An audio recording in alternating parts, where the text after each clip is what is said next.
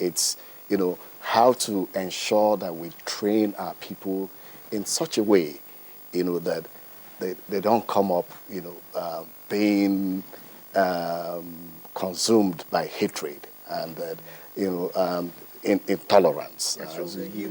Yes, yeah. So it's important that even the government is not in a position to do all this for us. It's your responsibility, it's my responsibility. You don't have to retaliate. The Christians should not retaliate because a Christian has been killed.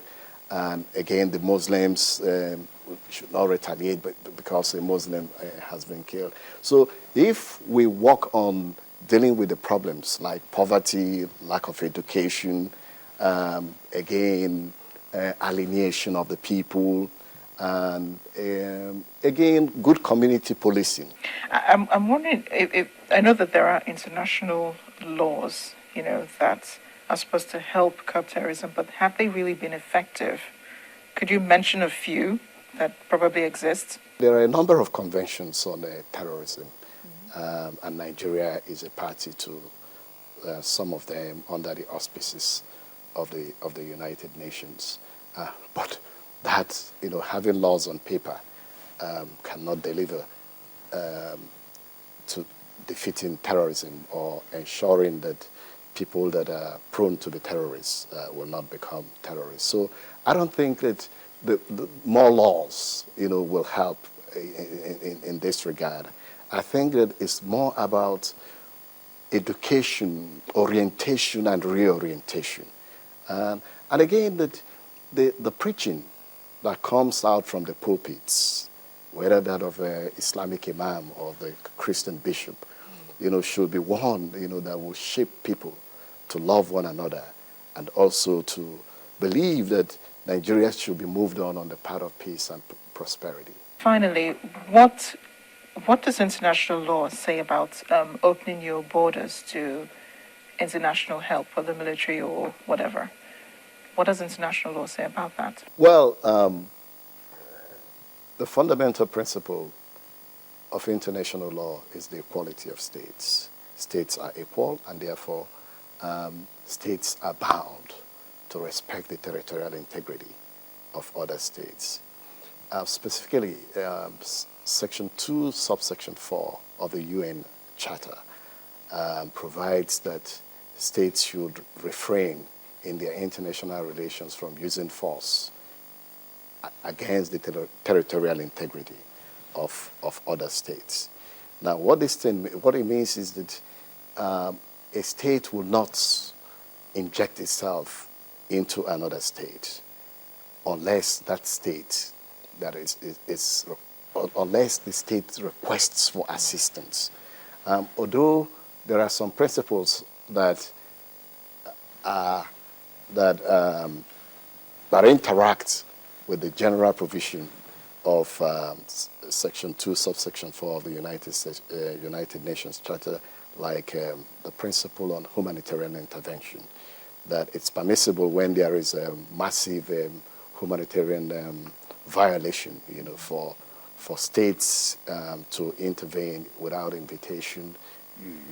I believe you're conversant with the Kosovo intervention, although controversial, but that's one of the examples where states have interfered in what one will characterize as an internal affair of another state without invitation. Mr. Ekwueme, thank you so much for speaking with us. Thank you very much. When we come back after the break, the United States is still seeking to establish a relationship of trust with Egypt.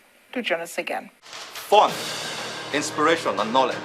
That's what you get from readers, writers, publishers, and the entire book world. Get some interesting reviews, events, interviews, and latest updates from the book world. The channel's book club, inspiring you one page at a time. Welcome back. If you just joined us, you're watching Diplomatic Channel. Trying to make inroads into Egypt and get the new president on their side seems to be what U.S. Secretary of State John Kerry was doing over the weekend when he made an unannounced visit to Egypt's new president, Abdel Fattah al-Sisi. He's the first top official to do so since Mr. al-Sisi was sworn in as president. During the visit, Mr. Kerry revealed the U.S. had released to Egypt $575 million.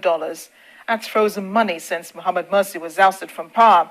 They're hoping Egypt will use the money wisely to stabilize the government and help the Egyptian people. Now, Mr. Kerry also offered some advice on Mr. al-Sisi's handling of the Muslim Brotherhood. He is the first high-ranking U.S. official to visit Egypt since President al-Sisi was sworn into office.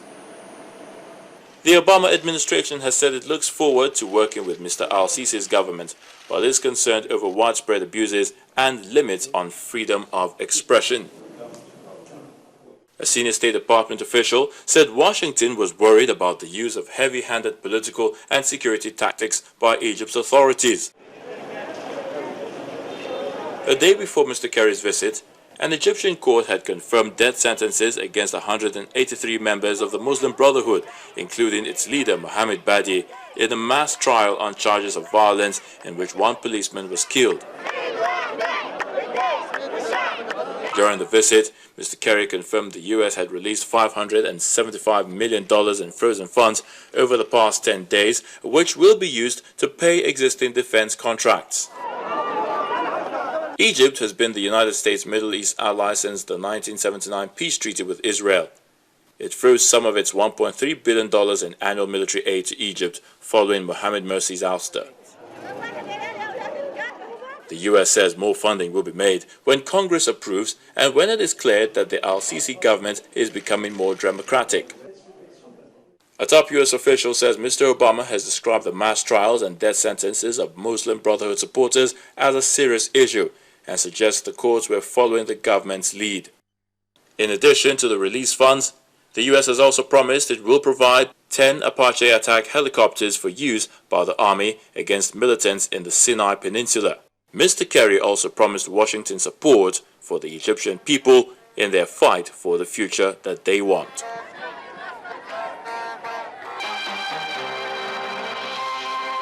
Finally, it is World Cup season and people in many countries around the world are eager to watch the matches.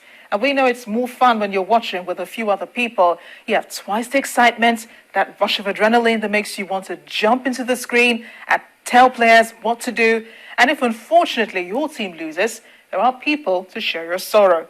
Now imagine what it's like to live in a place where you cannot do that.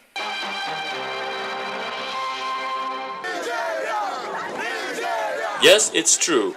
While World Cup fever has enveloped most parts of the world, it's really difficult to express that fever. In Nigeria, the ban on public viewing of World Cup matches is being enforced in the northeast because of security problems last week. 21 people were killed in a bomb blast in Damaturu, where a suicide bomber in a tricycle taxi detonated explosives at a viewing center during the Brazil-Mexico game. 27 more people were injured. 2 weeks before then, 14 people were killed in a bomb attack on a bar in Adamawa State that was screening a match. However, fans in other parts of the country are enjoying the matches unhindered. It's a different scenario in Lome, Togo. The government has banned public screenings of the World Cup matches to prevent violence by unruly football fans. And Iran, it's over crowd control. Police banned cafes and restaurants from airing World Cup games, even Iran's own matches. The decision came weeks after the country banned women from watching the games with men in public cinemas. Though the games will still be aired by Iranian TV, the Cafe Owners Union has been told not to tune into the broadcast. The attack in Lamu. Meanwhile, the Kenyan government has urged its citizens to watch the World Cup matches at home instead of in crowded and unprotected open areas. The country has seen 2 major attacks by Al-Shabaab in less than a year. Insecurity remains the main reason citizens in these countries cannot watch matches because they provide easy targets for insurgents. Plus, there is the fear that the militants could mix up with the crowd and cause more havoc. But for cities like Mogadishu, insecurity is the farthest thing on their minds. For the first time in years, many football lovers say they are able to enjoy watching the games with ease either through public viewing of matches or in the comfort of their homes, and that's due to improved security in the city. Great time to Mogadishu people. You see the time is at night time. Everybody sit here, Lido, watching the World Cup for freely, for fearless. I can say it's a great opportunity to the people of Mogadishu. Back to 3 years ago, no one able can come here.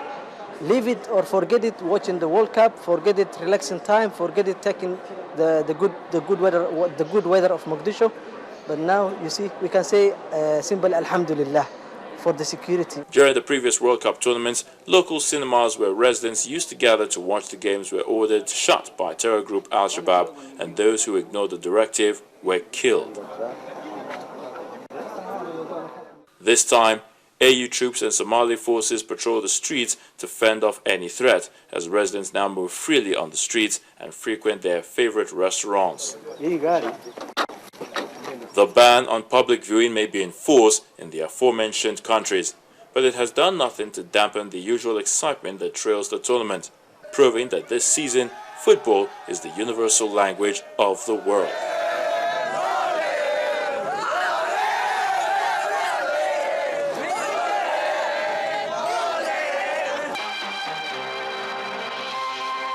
And that's the program this week. Thanks for watching.